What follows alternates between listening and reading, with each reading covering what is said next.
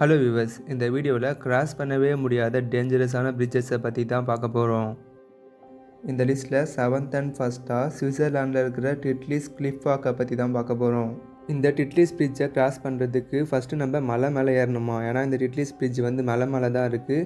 மலை மேலே ஏறுறது வந்து ரொம்ப சாதாரணமான விஷயம் கிடையாது. ஏன்னா இந்த பிரிட்ஜு கடல் மட்டத்திலேருந்து 10,000 அடி உயரத்துக்கு இருக்குது. நீளம் வந்து பார்த்தீங்கன்னா 330 அடி வரைக்கும் நீளமாக, ஆனால் அகலம் வந்து ரொம்ப கம்மி தான். 3.3 அடி மட்டும்தான் இதோட அகலமேவாம். இந்த டிட்லிஸ் மலையில் ஒரு பாறையிலேருந்து இன்னொரு பாறை வரைக்கும் இந்த பிரிட்ஜ் வந்து நீண்டு இருக்குது. இந்த பிரிட்ஜில் நீங்கள் நடக்கணும்னா 150 ஸ்டெப்ஸ் வரைக்கும் நடக்க ரெடியாக இருந்தால் மட்டும்தான் இந்த பிரிட்ஜில் நீங்கள் போக முடியுமே. 6th நம்ம எந்த பிரிட்ஜை பற்றி பார்க்க போகிறோம்னா த ஹேங்கிங் பிரிட்ஜ் ஆஃப் காசா, நேபாள்.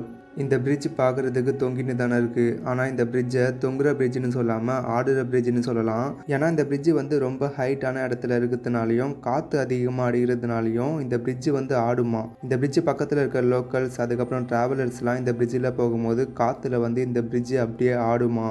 இந்த பிரிட்ஜு பார்க்குறதுக்கு எப்போ வேணாலும் இடிஞ்சு விழுகிற மாதிரி வீக்காக தான் தெரியும். ஆனால் இந்த பிரிட்ஜு ஸ்ட்ராங்காக தான் இருக்குன்னு சொல்கிறாங்க.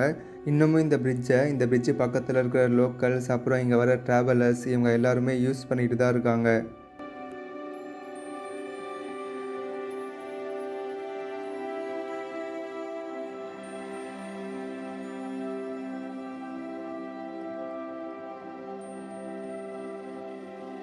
ஃபிஃப்த்தாக நம்ம சைனாவில் இருக்கிற காயிலிங் ட்ராகன் பாத்தை பற்றி தான் பார்க்க போகிறோம். உங்களுக்கு ஹைட்டுனாலே பயமா அப்படின்னா இதோட ஃபோட்டோவை பார்த்தாலே உங்களுக்கு பயம் வந்துடும். ஒருவேளை நீங்கள் பயந்தீங்கன்னா நீங்கள் மட்டும் தனியாக இல்லை. ஏன்னா இந்த இடத்துக்கு போகணுன்னு ஆசைப்பட்டவங்க நிறைய பேர் வந்து பார்த்தீங்கன்னா இதோட ஃபோட்டோவை பார்த்துட்டு பயந்துட்டு இந்த இடத்துக்கு போகாமல் திரும்பி வந்திருக்காங்க. நீங்கள் மற்றவங்கன்னு கிடையாது, எல்லாருமே இந்த இடத்துக்கு போகிறதுக்கு பயப்படுவாங்க. ஏன்னா இந்த பிரிட்ஜு வந்து 1000 அடிக்கு மேலே மலையோட உச்சியில் கிளாஸில் கட்டியிருக்காங்க. நீங்கள் இந்த பிரிட்ஜில் போகும்போது 1000 அடிக்கு மேலே இந்த மலைக்கு கீழே இருக்கிற எல்லாமே தெரியும். நீங்கள் ஏதோ வானத்தில் நடக்கிற மாதிரி இருக்கும். அதுவும் இது வந்து கிளாஸ் பிரிட்ஜு, நீங்கள் வந்து மிதக்கிற மாதிரி இருக்கும். அப்படின்னா பார்த்துக்கோங்க, யாருக்கு தான் பயம் வராது. இந்த பிரிட்ஜு எவ்வளோ தூரத்துக்கு இருக்குதுன்னு பார்த்தீங்கன்னா 100 மீட்டர் தூரத்துக்கு இருக்கான். இதோட அகலம் வந்து பார்த்தீங்கன்னா 5 அடி அகலமா. இந்த பிரிட்ஜு கரெக்டாக எங்கே இருக்குதுன்னு பார்த்தீங்கன்னா சைனாவில் சான்ஜியான்ஜி நேஷ்னல் ஃபாரஸ்ட்டில் இருக்கிற டியான்மென் என்ற மலைக்கு மேலே தான் இருக்குது. 4th நம்ம பாகிஸ்தானில் இருக்கிற உசானி ஹேங்கிங் பிரிட்ஜை பற்றி தான் பார்க்க போகிறோம். இதை வந்து எதனால் பிரிட்ஜுன்னு சொன்னாங்கன்னு தெரியல. ஏன்னா இது பார்க்குறதுக்கு பிரிட்ஜு மாதிரியே இருக்காது. இப்போ இருக்கிற இந்த பிரிட்ஜு வந்து புதுசாக கட்டின அப்டேட்டட் வெர்ஷன் தான். ஆனால் இதுவே பார்க்குறதுக்கு பயங்கரமாக ஆபத்தாக இருக்குது. ஆனால் இதுக்கு முன்னாடி இருந்த பிரிட்ஜு வந்து இதை விட பயங்கரமாக ஆபத்தாக இருக்குமா. நல்ல வேளை அது வந்து ஆட்டோமேட்டிக்காகவே இயற்கையாகவே அது வந்து டேமேஜ் ஆகிடுச்சு. இந்த பிரிட்ஜை வந்து பார்த்தீங்கன்னா முழுக்க கயிறாலையும் மரக்கட்டையாலையும் தான் கட்டியிருக்காங்க. இந்த பிரிட்ஜு வந்து பார்த்தீங்கன்னா ஹைட்டில் இருக்கிறதுனாலையும் பனி காற்று அதிகமாக வீசுறதுனாலையும் இந்த பிரிட்ஜு ஃபுல்லாக ஈரமாக தான் இருக்குமா. அதனாலே இந்த பிரிட்ஜில் போகும்போது நிறைய பேர் வந்து வலிக்கு விழுந்திருக்காங்களாம். இது வரைக்கும் 10 பேர்கிட்ட இந்த பிரிட்ஜில் போகும்போது இறந்துருக்காங்களாம். இங்கே வர டூரிஸ்ட் எல்லாருமே இந்த பிரிட்ஜுக்கு போக ஆசைப்படுவாங்களாம். ஆனால் முதல்ல ஒரு 2 ஸ்டெப்பு மட்டும் எடுத்து வச்சுட்டு அதை ஃபோட்டோ எடுத்துகிட்டு திரும்பி வந்துடுவாங்களாம். இந்த பிரிட்ஜு இவ்வளோ டேஞ்சரஸாக இருந்தாலும் இந்த பிரிட்ஜு பக்கத்தில் இருக்கிற லோக்கல்ஸ் வந்து பார்த்தீங்கன்னா இன்னமும் இந்த பிரிட்ஜை யூஸ் பண்ணிட்டு தான் இருக்காங்க. பத்தாததுக்கு இந்த பிரிட்ஜை அவங்க யூஸ் பண்ணும்போது இந்த பிரிட்ஜில் அவங்க போகும்போது வெயிட்டான பேக்கெலாம் மாட்டிகிட்டு போவாங்களாம்.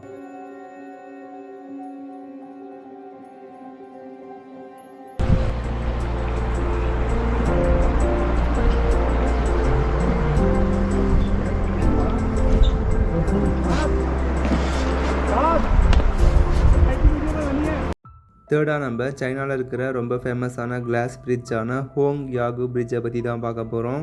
இந்த பிரிட்ஜு வந்து 2017 ஓப்பன் பண்ணியிருக்காங்க. இதை வந்து எவ்வளோ தூரத்துக்கு கன்ஸ்ட்ரக்ட் பண்ணியிருக்காங்கன்னு பார்த்தீங்கன்னா 488 மீட்டர்ஸ், அதாவது 1601 அடி தூரத்துக்கு வந்து இந்த பிரிட்ஜை வந்து கன்ஸ்ட்ரக்ட் பண்ணியிருக்காங்க. இந்த பிரிட்ஜை கட்டின என்ஜினியர்ஸ் இந்த பிரிட்ஜை இவ்வளோ ஹைட்டில் கட்டினது மட்டும் இல்லாமல் இந்த பிரிட்ஜு மேலே போகிறவங்களுக்கு பயம் வரணும்ட்டுனே இந்த பிரிட்ஜு ஃபுல்லாக கிளாஸ் ஃப்ளோரை ஆட் பண்ணியிருக்காங்க. ஆனால் இன்ஜினியர்ஸை கேட்டால் அவங்க என்ன சொல்கிறாங்கன்னு பார்த்தீங்கன்னா இந்த பிரிட்ஜு மேலே போகிறவங்க இயற்கையோட அழகை ரசிக்கணுன்றதுக்காகவும், அவங்க இந்த பிரிட்ஜு மேலே போகும்போது இயற்கையோட ஒரு கிரேட் வியூ அவங்களுக்கு கிடைக்கணுன்றதுக்காகவும், அது மட்டும் இல்லாமல் அவங்க இந்த பிரிட்ஜ் மேலே போகும்போது நடந்து போகிறத மறந்துட்டு மிதந்து போகிற மாதிரி ஃபீல் பண்ணுறதுக்காகவும் தான் இதேமாரி கட்டணுன்னு சொல்கிறாங்க.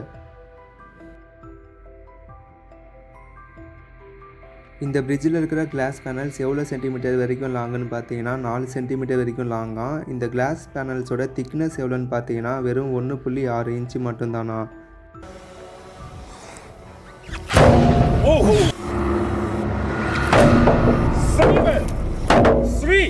இந்த பிரிட்ஜு மேலே ஒரே டைமில் 2000 பேர்கிட்ட நடக்க முடியுமா? ஆனால் இப்போதைக்கு வெறும் 600 பேர் வரைக்கும் மட்டும்தான் இந்த பிரிட்ஜில் நடக்க அலோவ் பண்ணியிருக்காங்க. இந்த பிரிட்ஜில் இருக்கிற கிளாஸ் ஸ்க்ராட்ச் ஆகுறதையும் பிரேக் ஆகுறதையும் தடுக்கிறதுக்காக இந்த பிரிட்ஜுக்கு போகிறவங்க எல்லாருக்கிட்டேயும் ஷூ கிளவுஸை கொடுத்துருவாங்க. ஸ்க்ராட்ச் ஆகக்கூடாது, பிரேக் ஆகக்கூடாதுன்னு ஷூ கிளவுஸ்லாம் கொடுக்குறாங்க. ஆனால் இந்த பிரிட்ஜில் நடந்து போகும்போது இந்த கிளாஸ் வந்து உடையிற மாதிரி டிசைன் பண்ணியிருக்காங்க. பத்தாததுக்கு அந்த கிளாஸ் உடையும் போது கூடயே சவுண்டு வருமா. இப்போ இந்த பிரிட்ஜில் போகிறவங்க அவங்க போகும்போது கிளாஸ் உடஞ்சா அவங்க என்ன நினைப்பாங்கன்னு பார்த்தீங்கன்னா, உண்மையாலே கிளாஸ் தான் உடையுதுன்னு நினச்சி பயப்படுவாங்களாம்.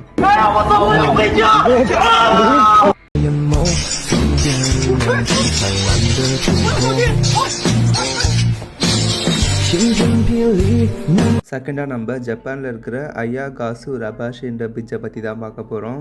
ஜப்பானில் சென்டகுன்ற இடத்துல இருக்கிற ஒகாவான்ற ரிவருக்கு மேலே 45 மீட்டர் தூரத்தில் இந்த பிரிட்ஜு வந்துருக்கு. சரி, இந்த பிரிட்ஜு எதனால் டேஞ்சரஸாக இருக்குது? எதனால் எல்லோரும் இந்த பிரிட்ஜை பார்த்து பயப்படுறாங்க? இந்த பிரிட்ஜை எதை வச்சு கட்டியிருக்காங்கன்னா, ஹார்ட்லி கிவின்ற மரத்தை வச்சு தான் இந்த பிரிட்ஜை கட்டியிருக்காங்க. ஹார்ட்லி கிவின்றது ஸ்ட்ராங்கான மரம் தான், ஆனால் பிரிட்ஜை கட்டுற அளவுக்கு இது வந்து ஸ்ட்ராங்கான மரம் கிடையாது.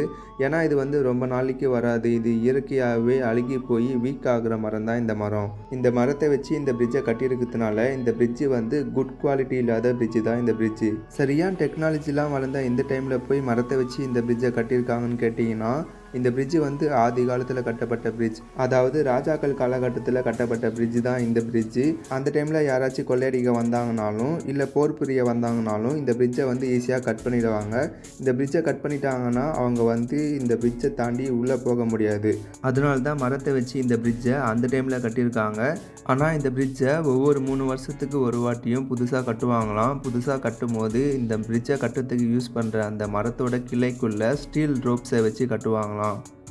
என்னதான் இவங்க ஸ்டீல் ரோப்ஸை உள்ளே வச்சு கட்டினாலும் லைட்டாக மிஸ் ஆனாலும் கீழே விழ வேண்டியது தான். இதனால தான் இந்த பிரிட்ஜு இன்னுமே டேஞ்சரஸான பிரிட்ஜாக இருக்குது. லாஸ்ட் அண்ட் ஃபஸ்ட்டாக நம்ம ஜப்பானில் இருக்கிற எஷிமா ஒஷாஷின்ற பிரிட்ஜை பற்றி தான் பார்க்க போகிறோம்.